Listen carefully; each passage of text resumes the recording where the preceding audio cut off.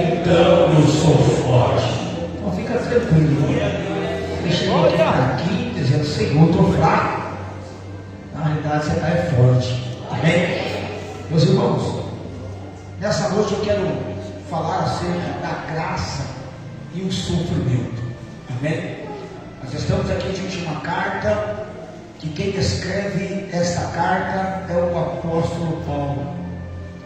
É bem verdade que o apóstolo Paulo, quando se trata das cartas à igreja de Corinto, nós vemos Paulo detalhar em toda a dinâmica, em toda a forma, em toda a maneira, e expressar o amor e o carinho que Paulo tinha com essa igreja. É bem verdade que quando nós olhamos para essa segunda carta, nós vemos Paulo tanto defender o Evangelho, mas devemos Paulo, dentro dessa carta, escrever uma das maiores cartas pessoais que ele poderia ter escrito, ou melhor, que ele deixou escrito. A segunda carta de Corinto, nós vemos que realmente, entre todas as elas que Paulo escreve, é uma carta muito pessoal de Paulo. Por quê, pastor? Porque Paulo tanto defende aqui o Evangelho de Cristo, mas como também defende o seu apostolado. Paulo entra em defesa do seu ministério. Paulo entra aqui em defesa da tua chamada. Paulo entra em defesa aqui da sua vocação. É interessante porque o apóstolo Paulo ele fica por 1 ano e 6 meses na cidade de Corinto. E na cidade de Corinto, Paulo agora planta essa igreja. Haja vista que essa igreja, Paulo é uma das igrejas que Paulo mais amou. É uma das igrejas que Paulo mais expressou o seu carinho, o seu amor. Nós vemos em 1 Coríntios 13, Paulo falar acerca desse amor. E quando nós olhamos Paulo detalhar esse amor, nós iremos aprender o porquê que Paulo detalhou o amor no capítulo 13 de sua primeira carta. Porque Paulo, por ele tanto mais amar essa igreja de Corinto, a igreja que mais amou foi a igreja que mais lhe fez sofrer. A igreja que Paulo mais amou foi a igreja que mais ele fez sofrer. Por isso que Paulo ele vai escrever acerca do amor, que o amor que nos sofre, o amor que não crê, o amor que não suporta, não era em vão essa escrita. Pois nós sabemos nós, irmãos, que os autores da Bíblia, inspirados por Deus, em sua maior parte, eles profetizaram, eles escreveram aquilo que eles estavam vivendo no seu momento. Ainda que a profecia era para milhares de anos à frente, mas eles viviam a profecia, eles viviam a palavra. Lembra de Oséias? Oséias, Deus levanta o profeta Oséias para mostrar para a nação a maneira que a nação se encontrava. A nação estava se prostituindo a outros deuses, e ora vinha e ora largava, ora chegava na presença de Deus, ora distanciava e iria se prostituir com os deuses pagãos da época. Aí Deus levanta Oséias para representar o sentimento de Deus. Mas quem é que sofreu na pele esse sentimento? O profeta Oséias, né? Não se escandalize com a palavra que eu vou dizer. Deus dá uma ordem a Oséias para ir lá no cabaré, pegar uma mulher e ia possuí-la como sua esposa. E ora essa esposa estava com Oséias, e ora essa esposa abandonava Oséias, e agora ia se prostituir com os outros homens. Ou seja, a profecia era para a nação, a profecia era para o povo. Mas quem é que estava sentindo? O profeta. Então, quando nós entramos dentro dessa linhagem, nós vemos que Paulo ele sofreu com essa igreja. Paulo ele padeceu na igreja de Corinto. Eu acho que, eu estou afirmando, longe de mim aqui os pregadores, mas eu acho que foi com essa experiência que Paulo falou: o quê? Só que eu sabia que o da igreja, pastor da igreja, esqueça. Porque ele sofreu na igreja de Corinto. Ele padeceu na igreja de Corinto. Irmãos, para os senhores terem uma ideia, a igreja de Corinto era uma igreja rica. A igreja de Corinto era uma igreja rica, uma igreja de condição financeira muito bem estável. Mas a Bíblia diz que eles não pagavam o salário para Paulo pastorear. Por isso que Paulo vai tratar dessa igreja seja do salário do obreiro. É por isso que Paulo vai escrever a essa igreja que o obreiro é digno do seu salário. Mas Paulo foi auxiliado pelas igrejas pobres da Macedônia. Quem ajudava Paulo? Porque Paulo era assim, irmão. Paulo trabalhava assim, Paulo não trabalhava. Paulo trabalhava para não ser preso para ninguém. Mas por quê? Quando nós olhamos para essa igreja, ela tem todas as maneiras, ela massacrava o apóstolo Paulo. Aqui, tinha aqui alguns falsos apóstolos, alguns falsos irmãos, que negligiam a imagem do apóstolo Paulo na comunidade de Corinto, dizendo que Paulo ele estava afim dos interesses financeiros que a igreja poderia proporcionar a ele. Então, por isso que Paulo vai dizer a essa igreja que ele trabalhava para não ser preso, mas as igrejas da comunidade, as igrejas da Macedônia auxiliavam Paulo no seu pastoreio quando ele estava pastoreando a igreja de Corinto. Ou seja, as igrejas da Macedônia enviavam Paulo recursos e a igreja local não ajudava Paulo em nada. Pelo contrário, nessa igreja tinha aquele tipo de irmão que assim, ele é contra você honrar alguém. Mas não é porque ele é contra de você honrar alguém, é porque a honra não é dele, porque a honra não é para ele. Então, se não é para ele, não pode ser para ninguém. Se não for para ele, não pode ser para ninguém. Assim é a igreja de Corinto. Então, eles queriam para eles, mas como que o único que estava na condição de receber a Paulo, então eles nem tinham uma imagem de Paulo, dizendo que o interesse de Paulo numa igreja era financeiro, era dinheiro. E Paulo agora, ele vai sair da igreja de Corinto após 1 ano e 6 meses, ou seja, por 18 meses, Paulo pastoreia a igreja de Corinto e vai para Éfeso. Haja vista que era a sua última viagem missionária. Paulo se encontrava na sua 3ª viagem. Em Éfeso, por 3 anos, Paulo ali ele fica pregando. Lembramos-se que Éfeso foi uma cidade muito importante na Ásia, porque foi através da igreja de Éfeso que saiu as 7 igrejas do Apocalipse, as 7 igrejas da Ásia Menor. Quando Paulo implanta a igreja de Éfeso, Paulo implanta no território mais estratégico que tange o evangelismo. Naquela época, naquele período, Paulo era missionário e era guiado pelo Espírito de Deus. Éfeso era uma metrópole com mais de 300 mil habitantes na época. Ali reinava a idolatria, a feitiçaria e o ocultismo. Mas quando Paulo chega na cidade, prega a palavra, a Bíblia diz que na pregação da palavra, a palavra de Deus prevalecia em Éfeso.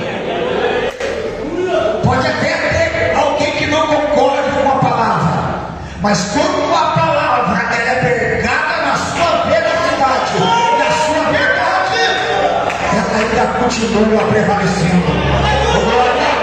Estou todo arrepiado, irmão, porque agora os comércios da cidade, pois ali tinha um dos monumentos que representa as 7 maravilhas do mundo, o templo da deusa Diana. Segundo as informações dos historiadores, esse templo era tão luxuoso que ele era todo feito de mármore e bordado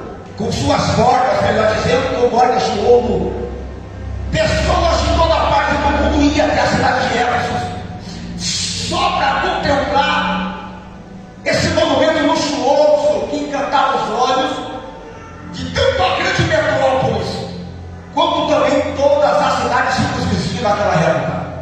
Pessoas de várias partes do mundo iam até a cidade de Éfeso, e por ali agora o centro da cidade, da região, seu templo, os comerciantes em volta do templo começaram agora a lucrar, aonde saía, praticamente dizendo, a maior parte da economia daquela cidade, daquela região.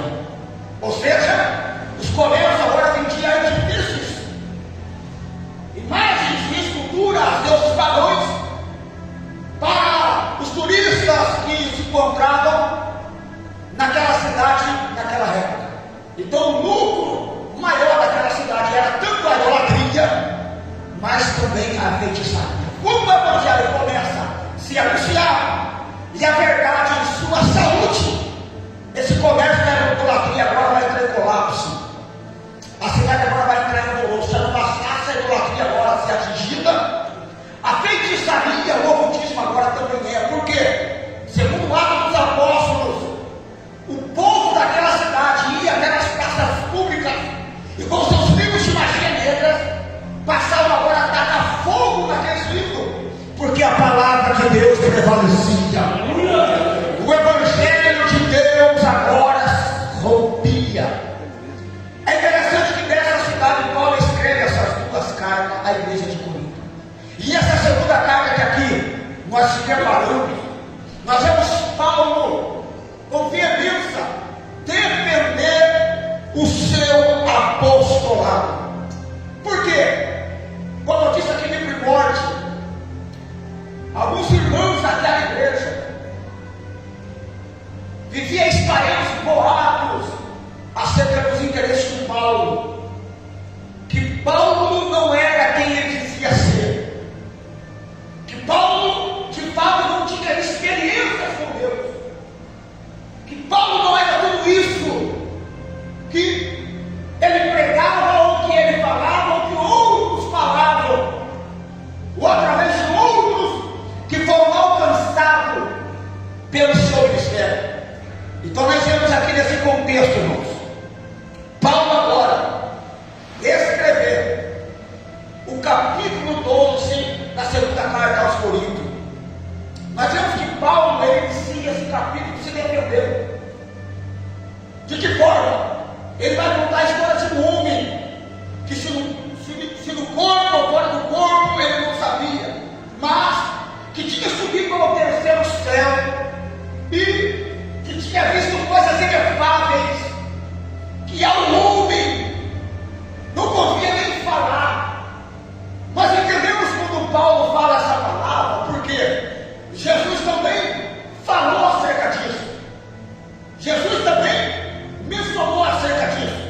Jesus falando acerca do reino para os discípulos, Jesus falando do evangelho e falando do céu para o público que por estava ali ouvindo. Ele olha e vê. Alguém pergunta ao Senhor: por que nos falas por parábola? Jesus responde a ele: se eu falo de coisas terrestres, vocês não creem? Quanto a celeste, como a creais? Ou seja, se Jesus fosse falar do céu da forma que o céu é, o povo ia dizer que ele estava mais louco do que ele já estava dizendo assim. E Paulo ele usa esse termo,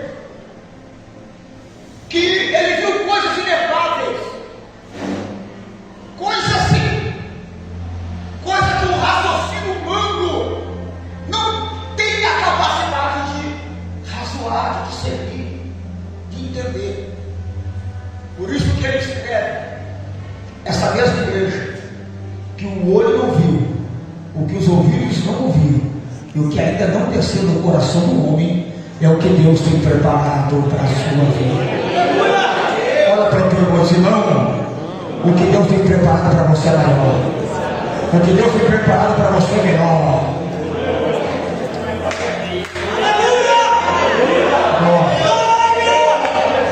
Aleluia!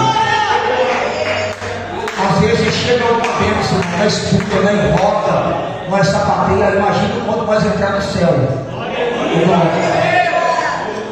Imagina a maneira que nós vamos entrar no céu. Eu não sei você, mas eu vou estar pulando, eu vou estar entregando, rodando. Eu rodei chorando lá, Jesus, deixa eu rodar aqui, cantando aqui. Eita glória! Permita-me. Eu quero ouvir da boca de Jesus, eu sei que você também quer. Vem de mim, bendito de Deus. Porque a voz é da do reino do céu.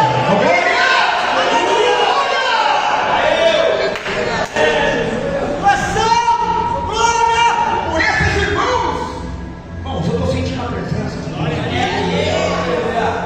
Entrar com essa afronta contra o ministério de Paulo. Paulo agora vai escrever para aquela igreja acerca desse homem.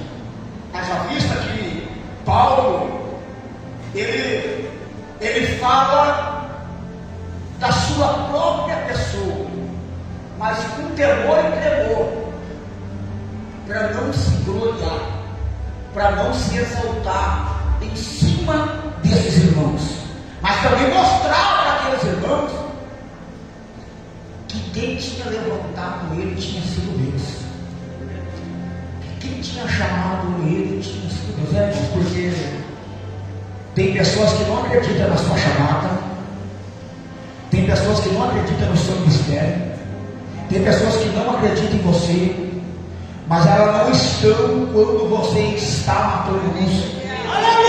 Elas não estão lá quando você está matando o leão. Ela não está lá quando você está brigando com o gigante. Ela não está lá quando você está enfrentando as hierarquias demoníacas. Ela não está lá quando você está de pé na sua dor. Ela não está lá quando tudo está dizendo não para você e você está dizendo eu vou tentar mais uma vez, eu vou caminhar mais uma vez, eu vou prosseguir mais uma vez, eu estou indo lá.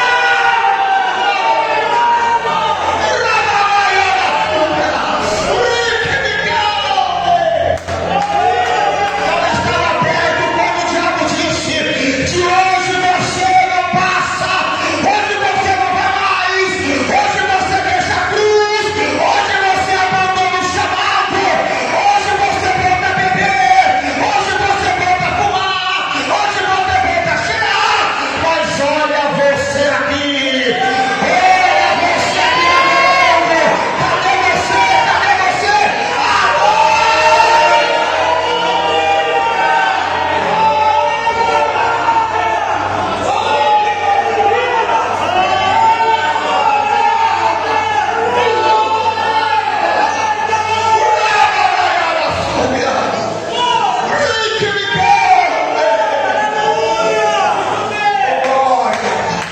Agora Paulo, em defesa do seu ministério, Paulo, de uma certa forma, diz: como assim não tem experiência? Como assim eu não sou chamado? Como assim eu não sou apóstolo? Como assim eu não tenho missão? Como assim eu não tenho graça de Deus para viver e pregar o Evangelho? Aí ele vai dizer que esse homem, cujo era ele, esteve no terceiro céu, confirmando o que o João viu, porque a Bíblia ela nunca se contradiz, não. A Bíblia de Gênesis e Apocalipse ela se confirma, ela se completa. Aleluia! Como seu tema principal, Cristo. Ó, o que João vê? João diz que no terceiro céu, debaixo do trono de Deus, ele via algumas almas que se encontravam no paraíso, mas mesmo elas estando no paraíso, elas clamavam por justiça, dizendo: Senhor, até quando tu não vingarás o nosso sangue? Ali teve homens que em sua obediência a Deus foram cerrados no meio. Ali tem voz de homens que por obediência a Deus foram queimados dentro de tachos de óleo ardente. Ali tem homens, dentre essas vozes que por obediência a Deus, foram queimados no jardim de Nero, para servir de lâmpada para iluminar seus postes. Ali tem homens que foram devorados pelas bestas feras nos coliseus de Roma. Ali tem homens que foram asfixiados dentro das cavernas, aonde muitos, por devido fugir da perseguição da época do Império Romano, se escondia dentro das cavernas, e ali pelas fundas das brechas das rochas, eles tacavam chamas de fogo, ao ponto da fumaça matar velhos, idosos e crianças debaixo deste céu. E eu e você quer parar de obedecer por causa de uma dor de cabeça? Quer parar de obedecer porque os nossos olhos foram mais grandes do que comprou o que não era para comprar, agora não tem dinheiro para pagar? Aleluia! Mas olha que os olhos também, né? Você tem esses controles de comprar sem ter dinheiro, pede domínio próprio para Deus. Glória! Pede para Deus te dar o fruto do Espírito, do domínio próprio, você precisa dominar. Porque nem tudo que a gente vê, mas tem que ir comprando. E depois jogar no peito de Deus, você vai desfiar, porque não tem dinheiro para pagar.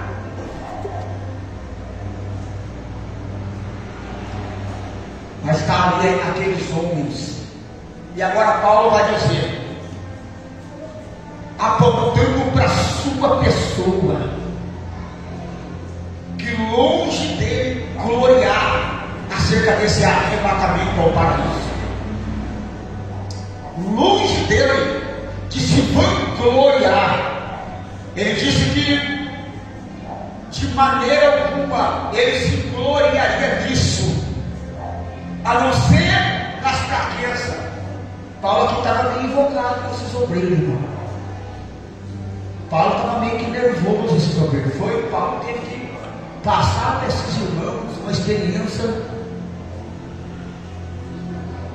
que homem nenhum ainda tinha tido, que era o arrebatamento ao céu. No período da graça, vemos Deus trasladar Elias, vemos Deus arrebatar Enoque, mas na graça, Paulo foi o primeiro homem a ser arrebatado ao céu em vida. E agora Paulo, em defesa do seu evangelho, em defesa do seu ministério, ele vai dizer que ele não queria se vangloriar acerca disso, ainda que ele estava passando uma experiência que ele tinha tido para a igreja de Corinto, e principalmente dos limbarudos, dos faladores, daqueles que não te conhecem, daqueles que não sabem as suas lutas, não sabem o tanto que você peleja para continuar com a sua cruz, e olha para você e diz: não canta nada, não prega nada, não tem unção, não tem chamada. Paulo foi obrigado, irmão, a mandar essa real para essa igreja, e essa carta ser lida tanto para os que acreditavam em Paulo e tanto para quem desacreditava em Paulo. Só que Paulo vai dizer: longe de mim gloriar. Por quê, pastor? Porque eu preciso que você redobre aqui aquela sua atenção, porque tem algo muito importante aqui acerca disso. Porque Paulo vai dizer que para Paulo não se submeter, é colocado nele por Deus um espinho. É colocado em Paulo agora um espinho que representava o mensageiro de Satanás, e que o esbofeteava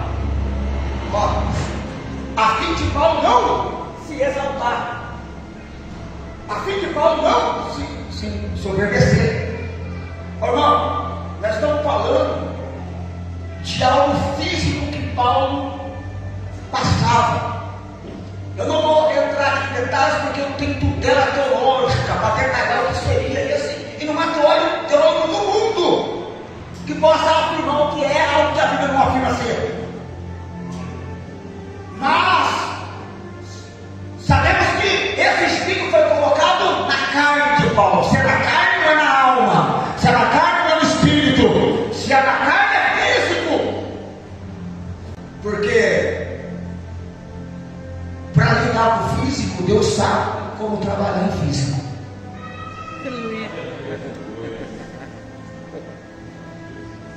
Qual é o motivo que Deus permitiu que esse espinho, como mensageiro de Satanás, irmão, o significado da palavra esbofetear, o texto vai dizer aqui,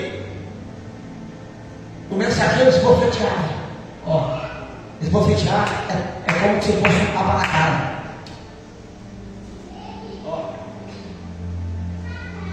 E quem é homem que sabe, tapa na cara, ou mesmo que ferir sua honra? Toda vez que Paulo ia se exaltar, a honra de Paulo era ferida. Por quê, pastor? Porque é o mesmo que Deus estava dizendo. Eu estou todo arrepiado para dizer para você. Quem te deu honra foi eu. A honra que você tem, você não adquiriu de você. Aleluia. Você chegou sem honra. Você chegou sem dignidade.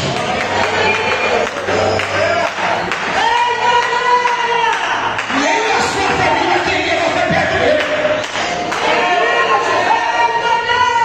Nem o teu sangue acreditava em você.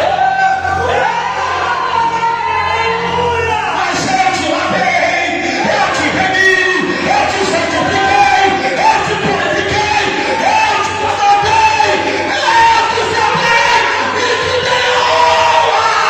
E a palavra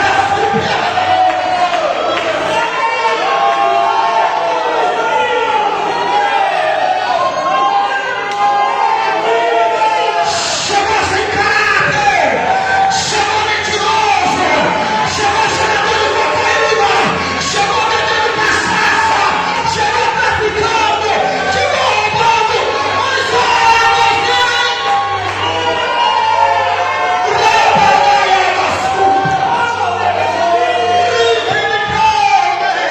eu estou sentindo a graça, eu estou sentindo a presença. Se Deus te deu honra, se Deus te amou, jogue as tuas mãos e adora. Me deixa perseverar, me deixa perseverar. Quero entregar minha alma pra quem, irmão? Quero tocar minha alma pra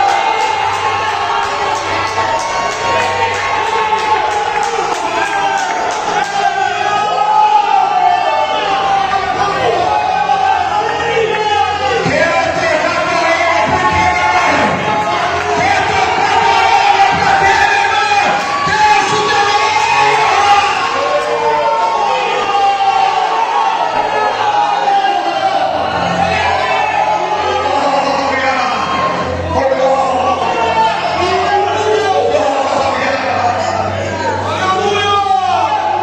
Toda vez que Paulo ia se exaltar,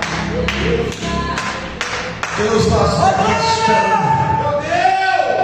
de dizer: rapaz, não faça isso. Quem te deu a honra foi eu. Você tem o que você tem porque foi eu que te dei. Ô, irmão, escuta algo que eu vou dizer que é muito sério isso. Eu disse acerca da graça e o sofrimento. Se você entender, sair daqui entendendo isso hoje, muitas coisas na sua vida vão mudar, como também na minha. Deus trazia agora um certo sofrimento aonde? Na carne de Paulo, porque a carne de Paulo que estava meio arrepiadinha. Está mexendo muito a carninha de Paulo. As revelações, Aleluia! as pregações que o fogo caía.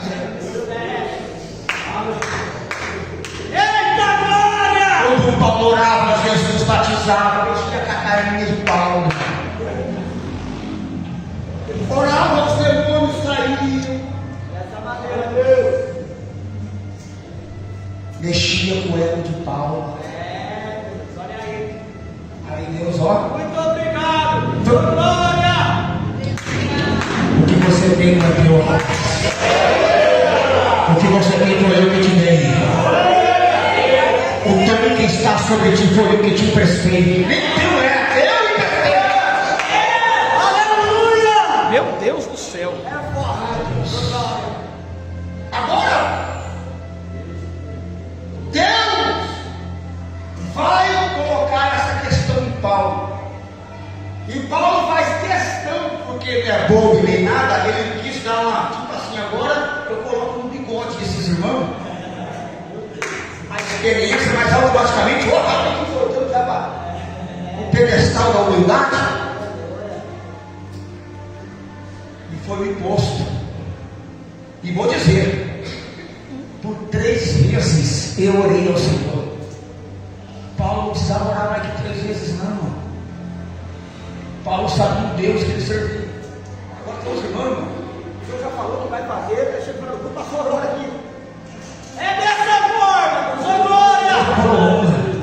Deus não falou cruz. Aí tá bom, não, pastor, você que ora aqui, Mas Deus já não falou, irmão. Não falou, mas olha aqui. Deus, Jesus, ô glória! Paulo por 3 vezes, não foi 4, não foi 5, 3 ainda era demais. Porque Paulo sabia o Deus que ele orava. Paulo sabia o Deus que ele se apresentava diante da sua presença. Paulo tinha visto o céu, irmão, pelo lado de dentro. Imagina a fé desse homem, como é que estava. Imagina, irmãos, a fé desse homem como estava, ó, afiada. Só que ele vai dizer que ele orando por 3 vezes, Deus não quis retirar dele. Irmãos, eu tenho algo forte para trazer aqui. Não quero falar desse espinho, porque eu não sei o que é esse espinho. Eu também não sou maluco de afirmar o que é. Mas eu sei que existe um espinho. A Bíblia diz que tem porque tem. Mas o interessante é que por 3 vezes ele vai orar. O Senhor Deus não tira. E por que Deus não tira? Que se Deus tirasse, Deus perdia Paulo.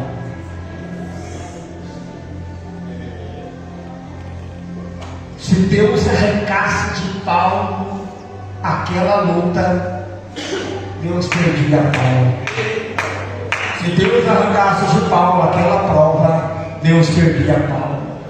Se Deus arrancasse de Paulo aquela dor, Deus perdia Paulo.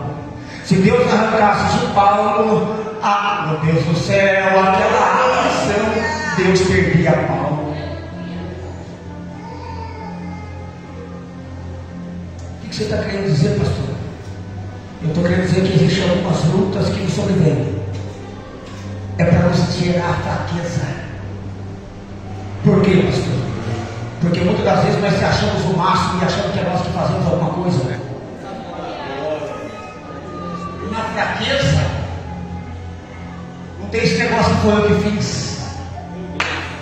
Na fraqueza, não tem esse negócio que foi eu que preguei, aconteceu por causa de mim.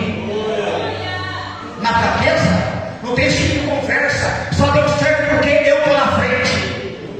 Na fraqueza, a pessoa chega na igreja, hoje é meu último culto, eu vou entregar o cargo, eu vou deixar o ministério, eu não prego mais, eu não canto mais, eu não profetizo mais, e vai ter a graça de Deus, novamente vai suprindo a fraqueza, e nós enxergamos, Deus, eu estou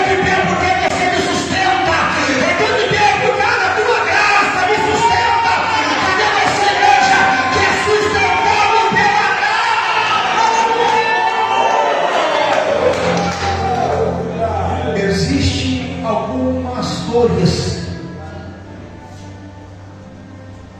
que Deus não irá arrancar na nossa vida por morte. Porque se Ele arrancar, Ele nos perde. Por que, pastor? Porque foi essa dor que Ele te atraiu. Foi essa necessidade que Ele te alcançou. Foi nessa luta. Ai, meu Deus do céu. Que Ele se apresentou para você.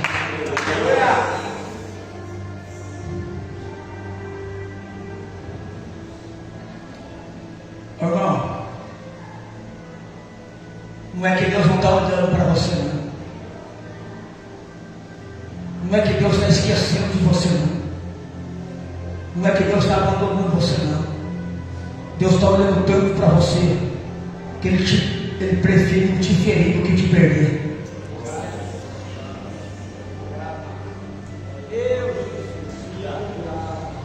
Ele prefere lhe causar a dor do que te perder. Por quê? Estava muito soberbo. Meu Deus, glória! E a soberbidade vem da carne. Então Deus resolve com carne.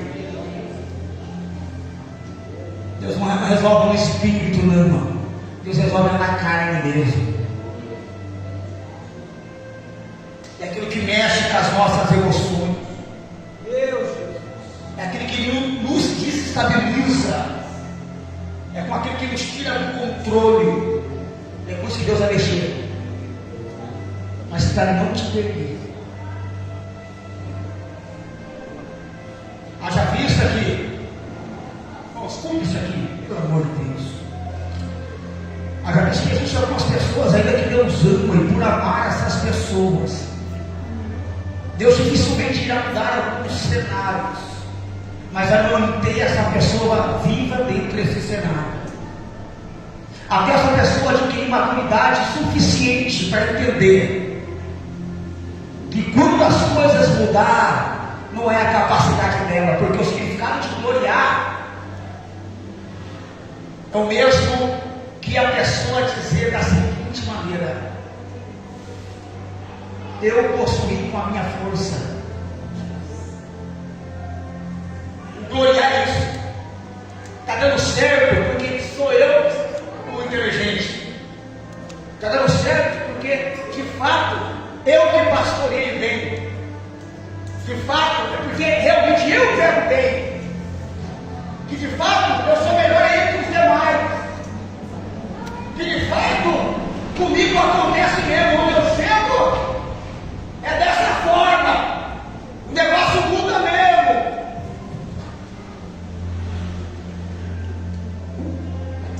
Aí, irmão, senta para ouvir alguém que tem pouco conhecimento, entendimento, não quer nem ouvir. Mas na dor, varão, sai daqui, parece que fala por quem, fala só com ele. Isso é só abrir a Bíblia aqui, ó, nada impossível para Deus.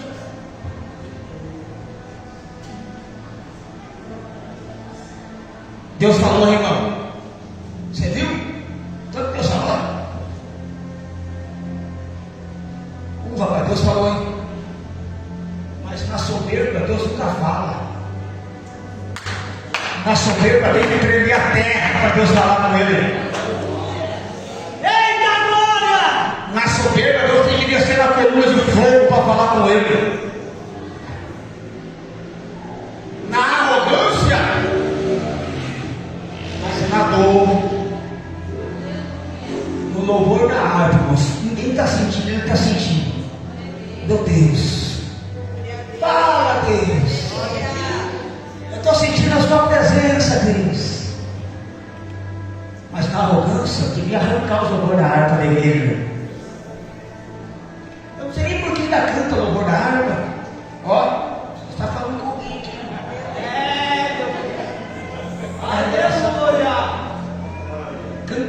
Cantamos o louvor da harpa porque ele extraiu da Bíblia. Cantamos o louvor da harpa porque ele é extraído de Cristo. Tem Cristo no louvor da harpa, tem cruz no louvor da harpa. Mas hoje queremos trocar o louvor da harpa por canções egocêntricas. Fala de um homem. Está no centro. Aonde é que você está em cima, eu estou embaixo? Aonde que a roda gira, eu estou lá na lâmpada, você está lá na... Que evangelho é esse? Você já notou que é isso aí que eu ouvi? Aí dá essa palavra que chegou no irmão aí, ó.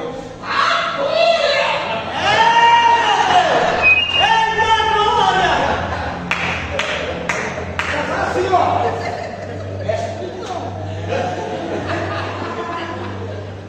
Meu Deus, já vi isso, né? Volta não, se voltar, vai dar ruim. Parou, mas fica nisso assim, mano. Volta a pessoa chegar e falar assim, ó. Os conselhos, a honra. Reverendíssimo. Realeza. Permita-me limpar o seu sapato. Irmão. Dessa maneira. Não, o negócio fica sério. Deixa eu correr. Agora Paulo vai dizer que existe uma questão aqui, entenda isso. Que existem algumas coisas que Deus vai permanecer com ela em nossas vidas.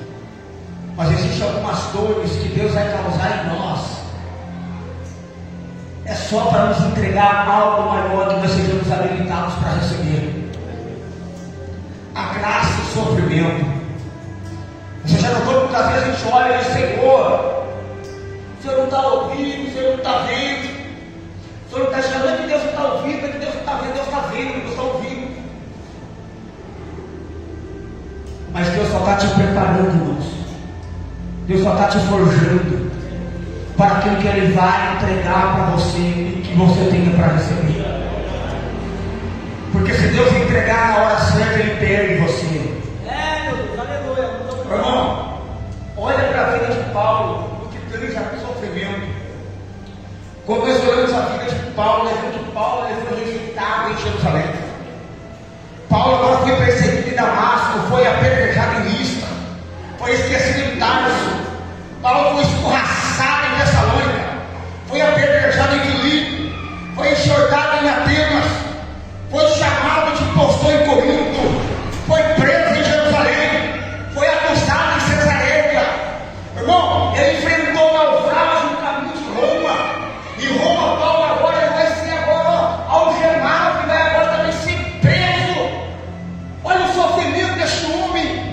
Mas a Bíblia diz que Deus tem a sua multiforme de trabalhar. Ou seja, Deus tem as suas maneiras de trabalhar. Ou seja, para cada dor, para cada luta, para cada peleja, Deus sempre terá uma graça para ir em encontro com ela. Ou seja, Deus não vai dar algo para você que você não suporta. Deus não vai dar algo para você que você não consiga passar. Fica tranquilo, se você está experimentando a dor que lhe foi causada, quem sabe uma rejeição, quem sabe humilhação, quem sabe um desprezo, é Deus com a sua multiforme dizendo, meu filho, eu prefiro te querer do que te perder. Eu quero abençoar você. Eu quero abençoar você. Paulo vai dizer, irmãos, que ele se alegrava na fraqueza. Mas o que é que faz gerar fraqueza, pastor? O sofrimento, a dor. A dor, ela faz com que nós ficamos fracos. Irmão. Ninguém fica pulando todo dia na dor, não. Tem gente que vai chorar. Ninguém vai ficar saindo no aviãozinho na dor, não. Tem gente que não vai chegar com o braço assim, você não. Fica levantando e botar para o Senhor. A dor, irmão.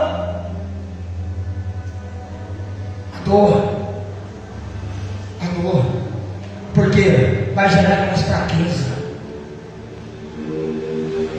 Mas é uma fraqueza, irmãos, que o poder de Deus se aperfeiçoa. Irmão, é nestas horas que nós olhamos para dentro de nós. Escuta isso,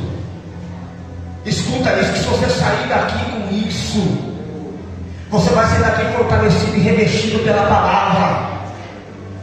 É através da dor que gera mais fraqueza. Quando nós estamos fracos, em meia luta, nós dizemos: Senhor, eu não consigo. Senhor, eu não tenho capacidade mental, psicológica, emocional para isso. Senhor, eu não consigo dar nem sequer mais um passo. É uma fraqueza. Você sai da sua casa dizendo: hoje eu não dou nem glória. Não adianta nem estar querendo a oportunidade de que eu não canto. Eu não quero nem a oportunidade, não quero. Daqui a pouco você está cantando. Daqui a pouco você começa devagarzinho, que você está levantando a mão e dando glória. Daqui a pouco você está se colocando de pé. É glória! Daqui a pouco você já está pulando, irmão. Daqui a pouco você já vê irmão gritando. Daqui a pouco você já vê irmão chorando, dizendo: Senhor, a tua graça me basta. O teu poder me aperfeiçoa na fraqueza. Aleluia! Fica tranquilo, Deus sabe o que faz. Fica tranquilo que Deus sabe onde Ele trabalha. Existem algumas dores, irmãos. Existem algumas questões que é para a glória de Deus. Lembra do cego de Jericó? Os discípulos olham para eles e dizem: Senhor, esse aqui, você quebrou a fé de nascença? E esse, quem pecou? O pai ou a mãe? A gente não meio o pai nem a mãe. Mas, opa, que isso? E essa dor? E essa enfermidade? E essa luta? E esse problema para quê então? É para que se manifeste a glória de Deus.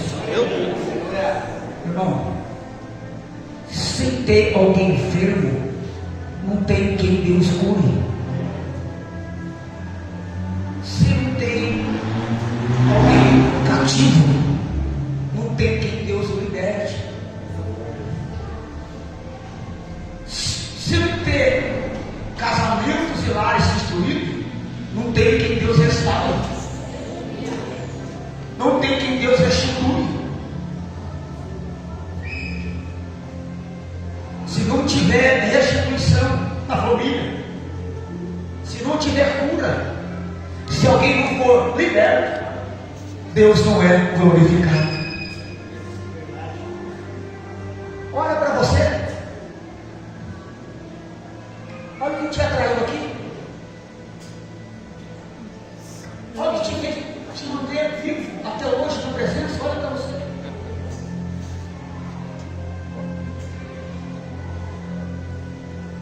Quando estava desanimado, eu disse: eu estou fazendo. Ou seja, Deus não está fazendo na pessoa, Deus está fazendo em você. Porque dependendo do que Deus te der, Ele te perde. Tem uns que se perdem por muito menos, irmão. A primeira bênção ele recebe e nunca mais volta. Os câncer não vai. Aí nós pagamos o preço. Tem uns que chegou na igreja com a família arrebentada. Irmão, no primeiro mês você está tudo de pé. Restaurou tudo. Aí nós ficamos 1 ano, 2 anos, 3 anos. Deus fala: por causa disso, nem uma pressão. Isso aqui é Deus que está dizendo, não, meu irmão. Isso aqui é um raciocínio meu. Não, porque se eu fizer igual ela, lá, você também vai. Vai ficar só as cadeiras aqui, ó. Então eu tenho que primeiro preparar você. Porque eu sei que você receber estando preparado, não há nada que irá fazer você te perder. Muito obrigado. Aleluia. Pastor, o que o senhor quer dizer? Escuta algo, irmãos.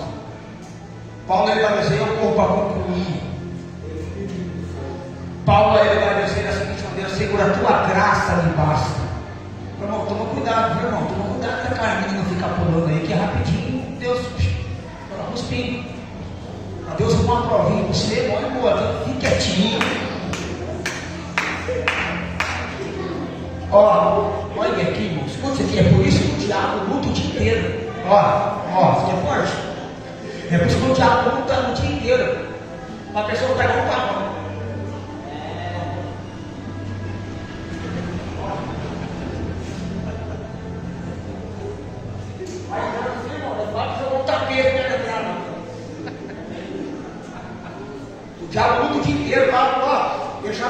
também, um balão. Foi inchada, grande. Aleluia. Olha para o lugar que está aqui de pé, não é eu. Meu Deus. Eita glória. Pastor, não está com negócio. Se eu tivesse pegado aqui, não ouvi nada. Fosse eu no lugar do pastor, eu tirava. Não, eu dei uma parada daquele jeito, não. Eu saía na marcha, eu saía tratando a terceira, a quarta, já dava uma voadora para dar emocionada, eu já saía correndo para lá e para cá. E o negócio aconteceu. Para Deus colocar um espinho é rapidinho. Um espinho só para furar o balão. Não, você está muito inchado, balão. Você está muito grande.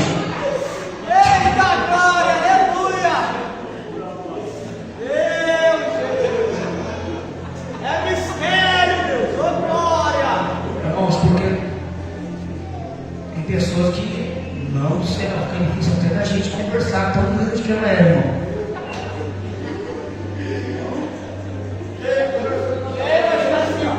Eita glória.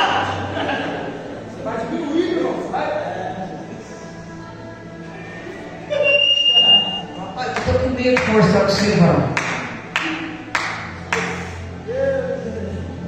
Fala no seu irmão, não toma cuidado. Que no jardim que sai o espiritual não tem mais.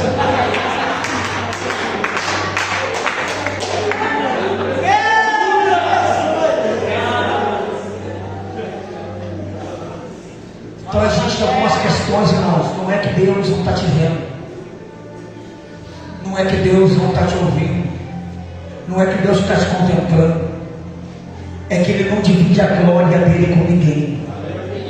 Se Ele te der agora, você vai dizer que é a sua inteligência. Se Ele fazer agora, você vai dizer que é a sua capacidade. E o que Deus faz, Ele não deixa vestígio nenhum de dúvida que foi Ele que fez. Irmão, Deus aniquila toda dúvida. Oh meu Deus do céu. Aleluia! Sabe por que esse filho dá trabalho, essa esposa dá trabalho, esse irmão dá trabalho, esse marido dá trabalho? As irmãs estão todas risadas agora, sem problema. Ao fundo da terra, vamos dizer assim, ó. Filha, guarda. Nem eu aguento mais aí. Ao ponto de chegar no pastor, uma, duas, três, quatro, né, que o pastor Augusto foi indo você, irmão. Eles só não eram picanha, mas nessas horas aí. Aí então o pastor olha assim. Ixi. Neto. Pastor, estou aqui pagando santarrão, não, irmão. Só não santarrão, não. A minha fé também tem limite. Eu ainda não fui arrebatado até o terceiro céu, não. Vamos chegar se Jesus me levar. Porque tem gente que só quer ser arrebatado, não quer o espírito, irmão. É dessa forma. Só quer agora o espírito. Não quer, meu irmão. Quer o estado, quer a cadeira, quer o cartaz, quer a exposição ao espírito, a cruz. Quer não, irmão. Ele quer a evidência. Podia dar uns glória aí, mas está valendo, irmão. Vamos lá. Então, irmãos, escuta isso. A graça, no português, ela vem do latim, que significa, irmão, gratus,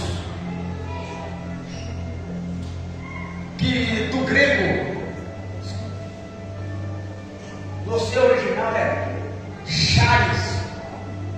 No português, no latim, significa amável, amor, agradável. No grego, favor, confiança, cuidado, ajuda, boa vontade. Ou seja, para cada dor, para cada luta, para cada peleja, Deus tem favor para você. Deus tem boa vontade contigo. Não é que Deus não te ama. Não é que Deus não está te vendo. Não é que Deus não enxerga você. Quantas das vezes nós fazemos igual a Zafo, irmão? Ah, Senhor, olha o ímpio aí. Olha o ímpio. O ímpio prospera. Olha a casa do ímpio. Olha a família. O ímpio só vê o ímpio sorrindo. Parece que o ímpio não tem luta. Ele não tem luta, mas ele também não tem coroa. Parece que o ímpio não tem cruz. Ele não tem cruz, mas também não tem céu. Você só quer o céu, você só quer a coroa. Não, irmão. Tem que ter a luta também. Porque é na luta que Deus é glorificado. É na luta que Deus é exaltado. É por isso que Ele não vai te deixar nessa dor.